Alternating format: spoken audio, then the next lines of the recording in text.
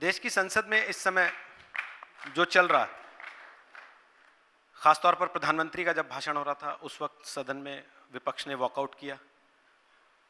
आपने खुद खड़े होकर एक बात पर आपत्ति जताई कि मुझे तथ्यों के साथ रखना पड़ेगा, जिसका अभी अभी हमने जिक्र किया यहाँ।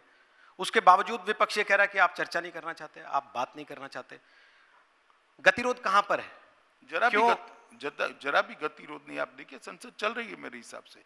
विपक्ष कह रहा है कि हम आज तो मैं नहीं गया, मगर संसद चल ही रही, कहीं गतिरोध नहीं। विपक्ष कह रहा है, वॉकआउट तो करते हैं जब कोई मुद्दों का जवाब नहीं होता है तो छोड़ जाते हैं। विपक्ष कह रहा है हम किसान के बिलों पे बात करना चाहते हैं, लेकिन सरकार करने को तैयार नहीं है। तो करेंगे, वो करें ना, सेशन अभी आने वाला है। इतना ही हमारा कहना था कि जब भी बजट सेशन होता है तो उसके दो हिस्से पहले हिस्से में होते हैं। एक राष्ट्रपति जी के अभिभाषण पर चर्चा, इसके धन्यवाद प्रस्ताव पर चर्चा, और दूसरा बजट पर चर्चा।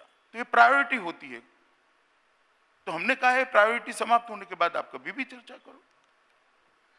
जो किसान आंदोलन देश में चल रहा है इस वक्त, खासतौर पर देश की राजधानी के बॉर्डर पर जिस तरीके की परिस्थितियां हैं पिछले कुछ समय से, आपको लगता है उसका असर बंगाल में पड़ेगा?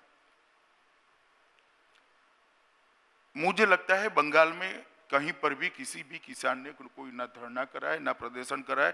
जो धरने प्रदर्शन हो रहे हैं बंगाल में किसानों के, वो 6,000 रुपया प्राप्त करने के लिए हो रहे हैं, जो ममता दीदी उनको भेजती नहीं है।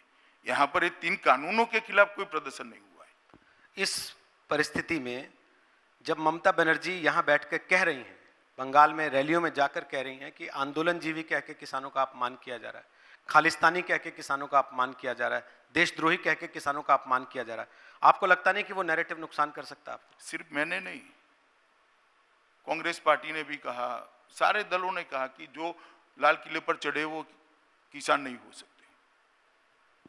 पर लाल किले पर चढ़ कैसे गए? अब तो मजबूत सरकार है देश में। देखिए ऐसा है कि दिल्ली पुलिस ने संयम रखकर गोली नहीं चलाई, इतना ही है।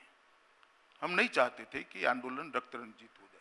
लेकिन इस बात की तो जानकारी दिल्ली पुलिस को और एजेंसियों को पहले से थी कि उसमें इन्फिल्ट्रेशन हो सकता है, कुछ ऐसे तत्वों का जो कुछ हमने कहा भी ऐसी था घटनाओं को अंजाम दे दें। ऐसा है, हमने एक चर्चा भी करी थी, उन्होंने हमें लिखित में दिया था यही रूट पर हम निकलेंगे।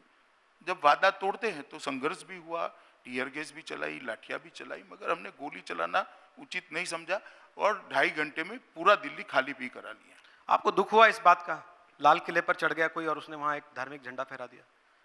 चलिए भाई, मेरे दुख की अभिव्यक्ति का एक कार्यक्रम नहीं है, बंगाल के चुनाव पर डिस्कशन का कार्यक्रम है।